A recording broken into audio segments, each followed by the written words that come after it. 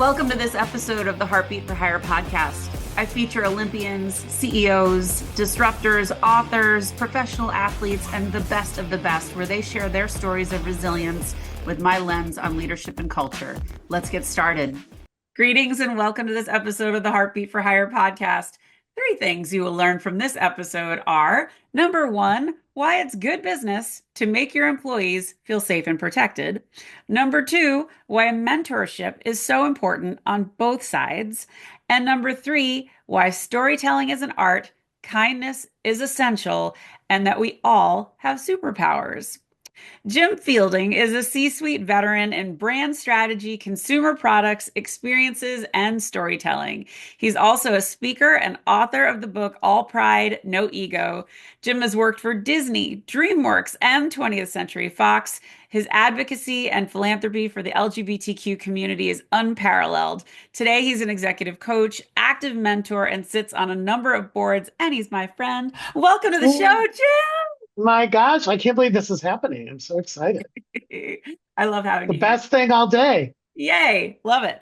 Okay, my friend. So you know from this show, I always start with, can you share a little bit of your story? For sure. I love my stories. Well, I am a proud product of Toledo, Ohio. I'm a Midwesterner by birth. My dad was a fireman. My mom was a stay-at-home mom. And I think I was 3rd or 4th generation. I always have to think about that. But I mean, Toledo was it. I mean, that's where my extended family was, the whole bit.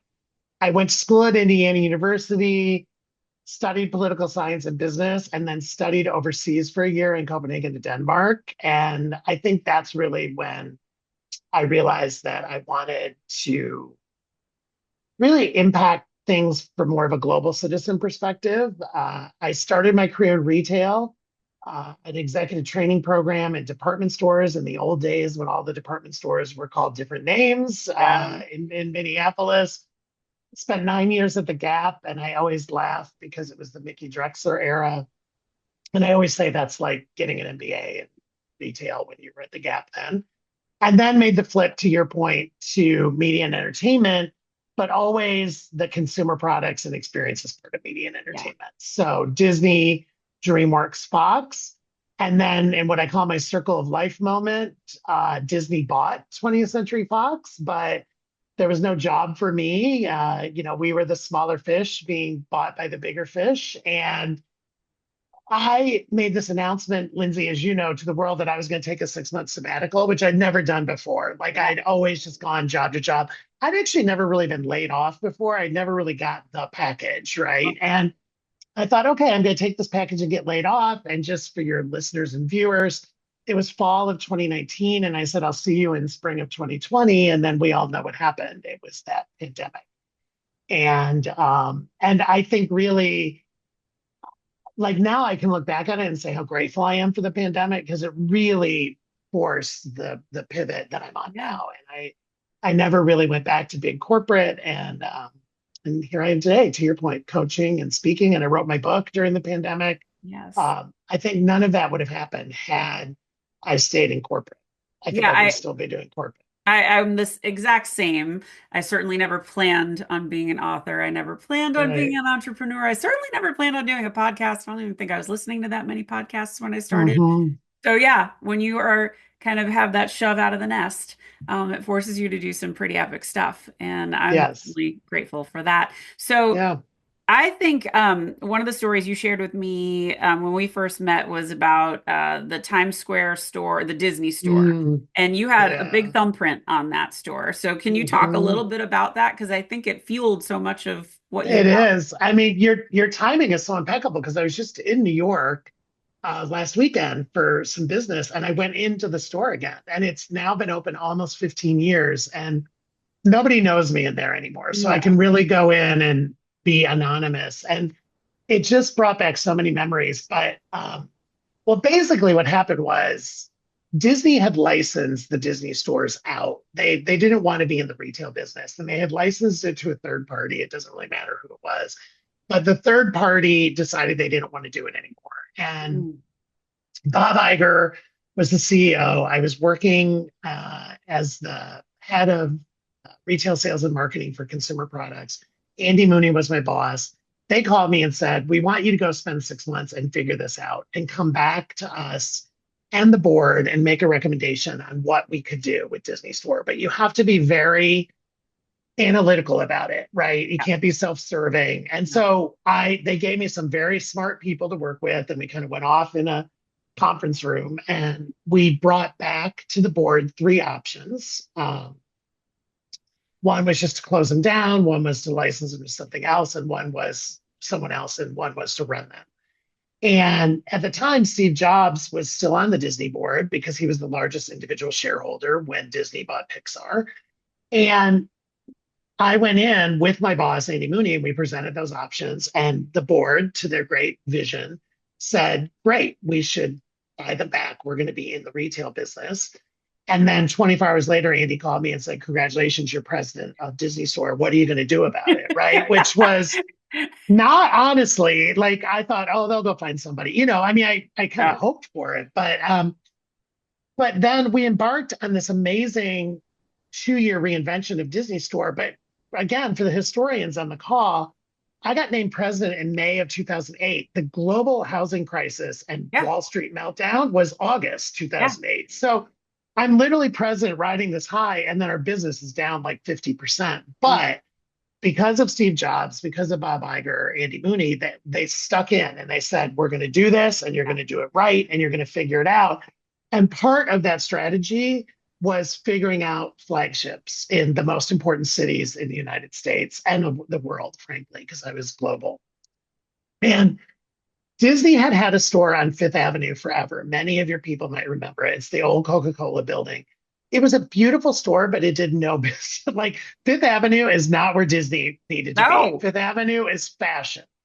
And I embarked with our team and we said, no, we've got to be in Times Square because Disney had completely reinvented Times Square with The Lion King and That's Beauty right. and the Beast and all of the things. And I was like, people are there till midnight. Like it's a Well, they're retailer's beyond dream. midnight. Totally. And it was so expensive and Yeah. so hard. Everybody wanted to be in Times Square, but we did it. And what I love about that store is it became like the rallying point for the entire team. And we worked so hard on it. It was a 2-level store with this massive escalator. But we did Disney so proud. And the grand opening of that, it was on Good Morning America. We had Oh, Robin yeah. Roberts, Bob Iger was there. We Yeah. had Mickey and Minnie. Um, and but I think what was so important is it was a party for the team because we had been opening. We opened on Oxford Street in London. We opened on Yeah. Champs-Elysees in Paris. We were opening in Tokyo. We were all over the world doing it. But that one really became the symbol for the team. Yeah. And the volume, I mean, I can't say how much it did, but let's just say it did double the volume that we did on Fifth Avenue. So not only was it visually Totally a justified. beautiful store, it was totally justified and it Yeah. paid back for itself. And I was calling and texting people that I worked with on that store over the weekend, and I said, it's held up really, really well. Like I'm like literally the floor still looks good. They're obviously paying to, keep the maintenance up. But it just brought back a ton of great memory. I love that job. I So, loved I and loved that store. I mean, it's such a cool story because if you've ever been to Times Square, you've certainly seen that store, You and see it's it such for an sure. And iconic part it's of on New all of Year's it. Eve too. ABC always plants itself right in front of it. So Yeah. every New Year's Eve, I get to watch the store Yeah, there. yeah, yeah. So one of the things that I love that you talk about is certainly teams and culture and how to create really healthy environments. And you and I both love working on So, culture. We love fortifying it and mhm. helping people love where they work. So can you just share some of the things that you did or some of the inspiration that you got being part of either that team or any of the other teams you worked on?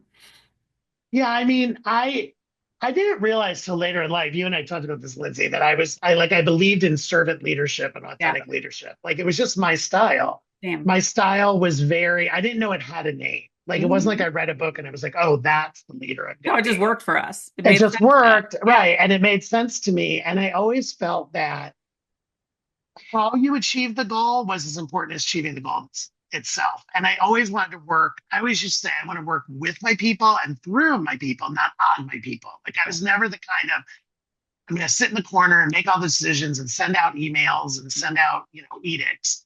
And I've always felt two heads are better than one. So I always built a culture that was, organized around collaboration, communication, celebrating creativity, um, and I was blessed because people wanted to work with me. We were able to recruit bright people. We were able to develop bright people. We were able to retain bright people.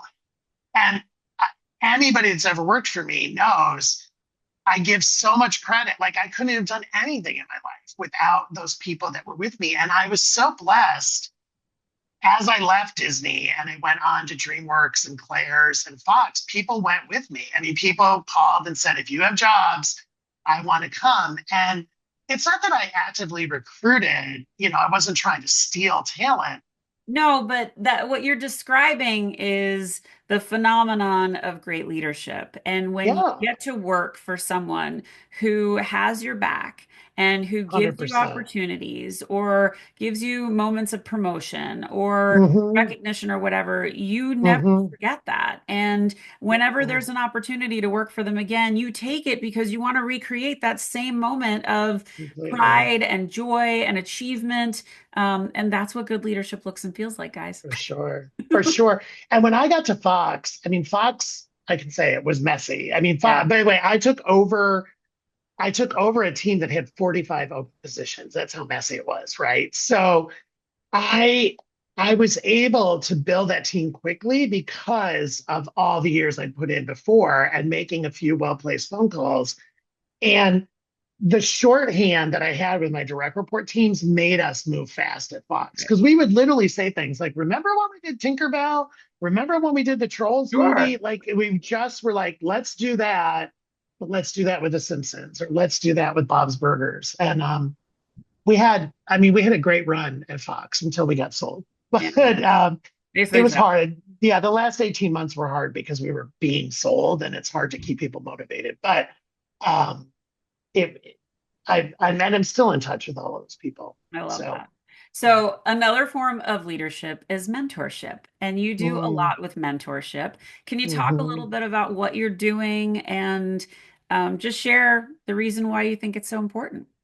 Yeah, I mean, I do like formal mentorship and informal mentorship. Yeah, I'm a same. volunteer with Braven. I'm a volunteer with Braven, which I love. And Braven is a very formal mentorship program, and it's designed for um, first generation college students who Mm. many of them are immigrants, but many of them do not come from a family that has a lot of college Sure. knowledge in it. And so I love that. I've done three mentees through Braven.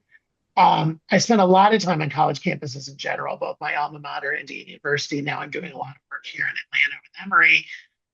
I and what I love about that is the two-way, because every time I spend time with these undergrad or graduate students, I come away having learned something. And I think that's my key to mentorship is it has to be two-way. It has to be like I have to be getting value out of it as much value as I'm giving to them. And I love when they ask me really thought-provoking questions or teach me something I didn't know before or make me think about things in a different.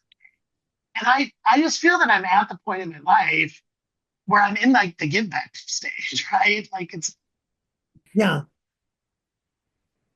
So what I was saying is I'm at the point in my life where it's about legacy and giving back. And I think mentorship is part of that. And I was blessed in my life because I had mentors my whole career. And I would not have accomplished what I accomplished without people who, again, formally and informally. It's not like Right. I went down in the hall and said, "You are now my mentor," right? Like, Well, here's a in my corporate experience, mentorships were meh.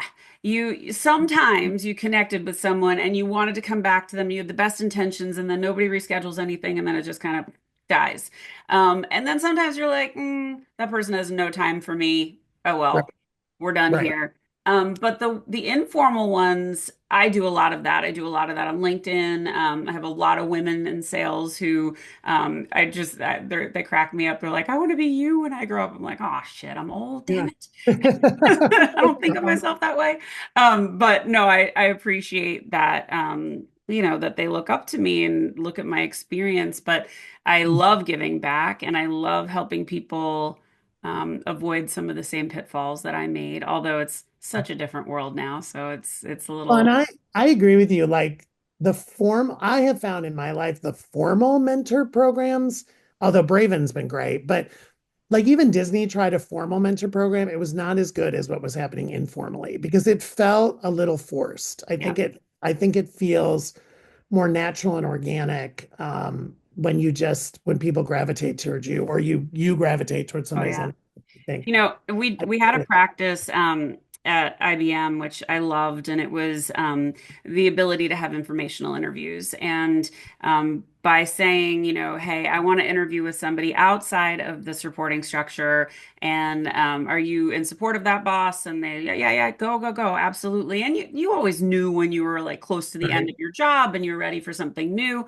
But that was how I got so many jobs, and that was how I got exposure to so many other people. So don't sleep on that one, guys.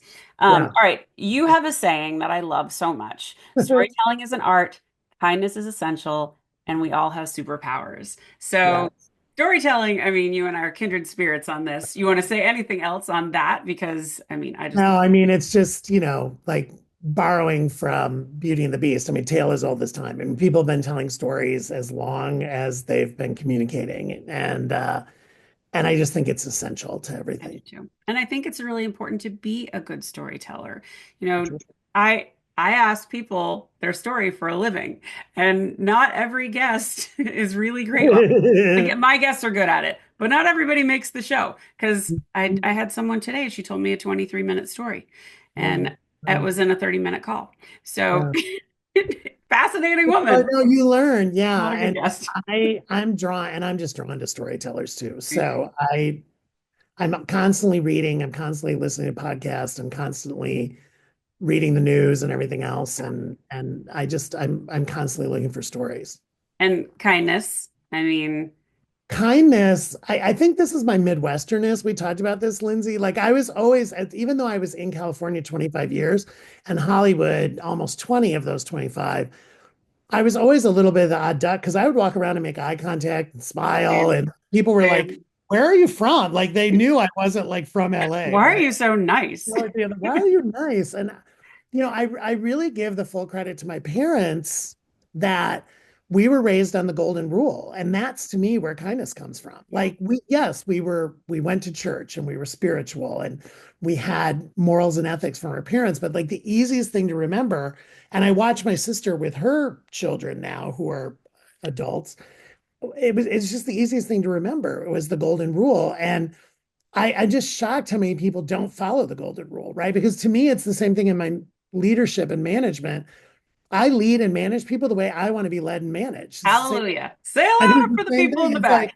It's like I want to be respected. I want to be listened to. I want to feel safe. I want to feel like I can thrive. I want to feel like I can bring the best of me. Yep. That's how I want to be managed. That's how I want to manage. And Yeah, so, I love that. and I just think it's easier to go through the world kind. Like, Yeah, I always say be the leader you always wish you had. And I mean that's such a simple comment, but it'll stop you and catch you because if you Mhm. find yourself reacting poorly and you say, if I was on the other side of this, how would I feel? Stop Yeah. yourself. I love when people have these evolutions and Yeah, they I mean recognize it's how good. and there was times I wasn't kind. Like that's the thing. I wasn't always kind. There was times I totally remember and Well, I think where also I in work, apologize. back in the day, I mean, kindness was not rewarded. Mm-mm. I mean, we had movies like Wall Street growing up, and there was no Yeah. kindness there. Mm-mm. It was ruthless, and you had to be cutthroat. And if you were in sales, I was the only woman in sales for so many years, and my only models were Yeah. sports-loving, chest-thumping dudes who were like, yeah, get it, blah. Yep. No, I know. And yeah, so I mean I think though in a weird way it's why I stood out a lot of times, right? And but it doesn't mean that I wasn't ambitious to your point or that I wasn't driven Nope. or that I wasn't goal oriented. It just again, I just felt that there was like more than one way to skin the cat. Mhm. And then superpowers. You think everyone has superpowers? I think everyone has superpowers. I just think we don't always know how to recognize it, or we haven't been put in a position that enables those superpowers to come out, right? And I think so much of it is about, work that I did on myself. I mean, through coach, like I had an executive coach. I was in therapy for a long time. Like I The had to do best work on coaches do myself. have coaches. That's Exactly. I mean, I needed to do work on myself to fully understand what I was best at. And I think all human beings have things that they're better at or worse at. We all have developmental opportunities. No one is perfect. And I worked for this. I had this woman that I worked with in Italy at Disney. Her name's Francesca. I talk about her on almost every podcast. And she gave a speech at one of our meetings about being a pearl hunter.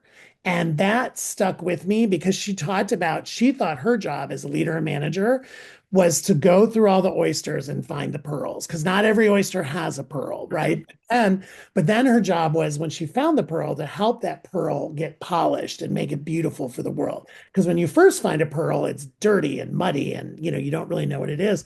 And I've just stuck with that pearl hunter my whole life since I mean, she probably told me that in like 2006 or 2007.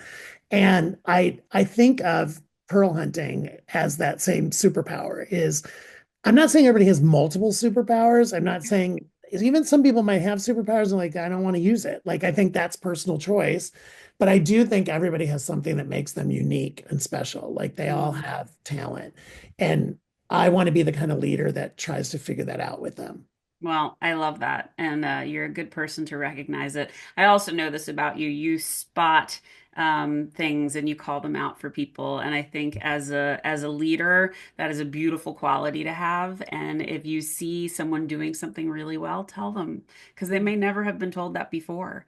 Um, Yeah, I'm so glad you said that, because it's just, I always said in the cult, when back to the culture question, is like, good ideas can come from anywhere. I was not title driven. I was not, oh, you're creative, so that means all the creative ideas come from you. And you're in IT, so that means just keep the computers running. I never believed, especially when you work in creative companies like DreamWorks and Fox and Disney. I mean, it's all about creativity. It's yeah. all about storytelling. And I always would say good ideas can come from anywhere. And I loved doing brainstorming where you would mix up the titles and mix up the levels and mix up the Mhm. functions, because sometimes ideas would come out of like your head of accounting and you were like, oh my God, that's a brilliant And yeah, campaign slogan for something, right? yeah, yeah. And again, I think people, I do think it's work. I know it's work. Like, Mhm. it's a job, right? We have all these lives outside of work. But I feel like when you come to work, if you can be productive and feel respected and thrive, I always use the word thrive, that you're going to enjoy it more and you're going to be better for the company too. Well, and your performance is going to be better. And that's the other thing that I really implore leaders to understand. Uh, Mm, you know, cracking the whip and mm, throwing higher quotas at them doesn't motivate people. What motivates people is if they feel safe enough to try new things, they will. If they're encouraged to think outside the box, they will. But if they do that and you slap their hand for it, they won't do it again. So you have to really, about really be cal thinking about those moments. It's really important.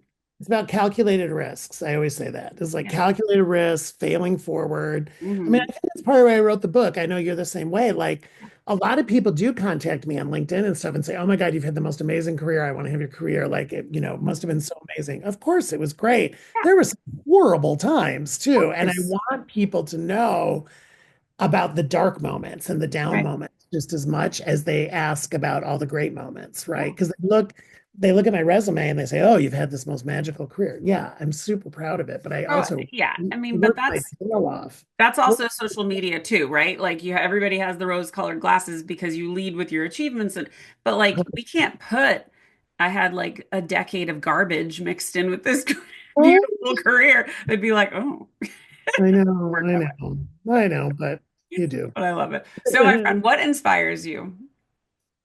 Oh my gosh. I mean, I just never, it's the second lesson in the book, stay constantly curious and be a lifelong learner. That really is what inspires me. I just never want to be done, right? I Mm, just never I just think the world is changing all the time. It's so fascinating. There's new technologies, there's new companies, there's new products.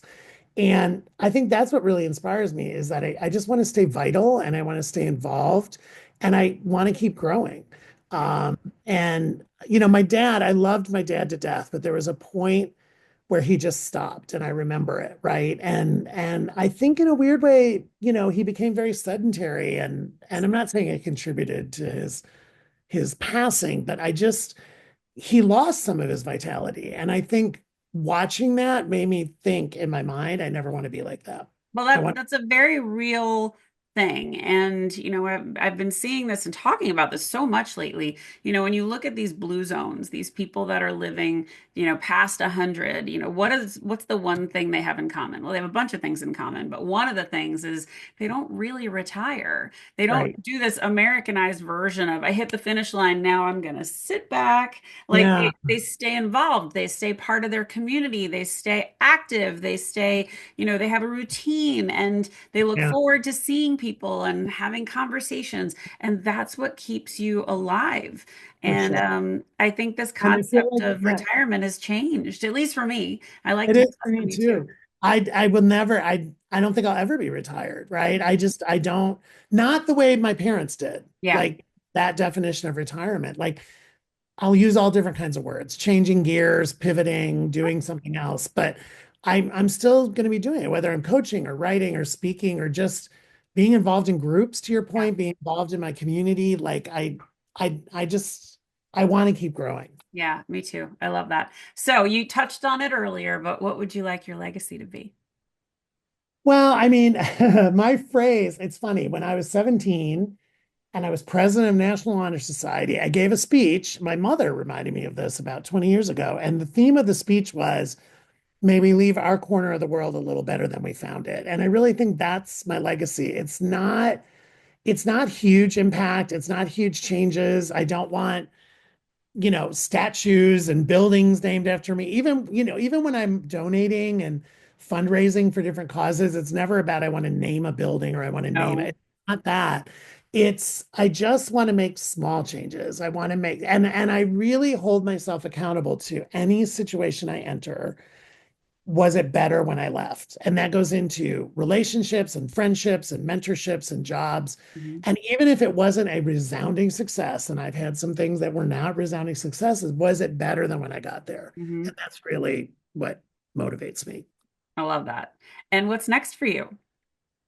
More coaching, more speaking. I'm working on two new books, which I can't even believe. They're very different but related. And um, I've, yeah, I've been writing a lot. I'm an early morning writer. Love it. So I know it's feeling good when I'm waking up early and going and The starting writing. ideas are percolating. Yeah. How can people find you, Jim?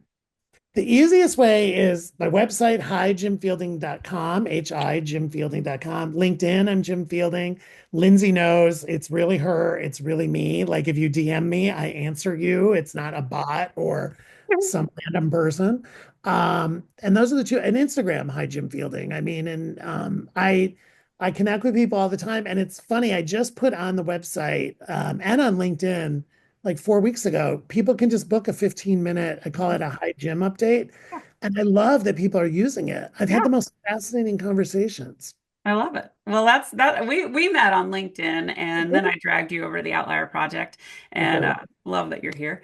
And Yeah. yeah, this has been a total joy. So thanks for being on, my friend. Thank you so much. I appreciate it. Guys, if you liked what you heard, please go subscribe to the YouTube channel or leave a 5-star review or Apple or Spotify. Tell your friends. I love doing this show. I hope you enjoy these guests. Jim is amazing. Thank you, my friend. This was so much fun. Oh, my pleasure. Everyone, get out there, take care of each other, go lead with heart, and have a great day. Are you ready to elevate your leadership style and create an exceptional workplace that stands out from the crowd? I'm here to introduce you to a game-changing resource that will transform the way you lead and shape your company culture. It's time to embrace the power of top-down culture. This practical guide empowers your leadership for lasting success, helping you create a workplace where everyone thrives. Get top-down culture today, and let's reshape the future of leadership together. Thanks for listening to this episode of Heartbeat for Hire. I hope you enjoyed what you heard. If you did, please subscribe to my YouTube channel or consider leaving a 5-star review and a great rating at Spotify or Apple. Thank you so much for your support. Have a great day.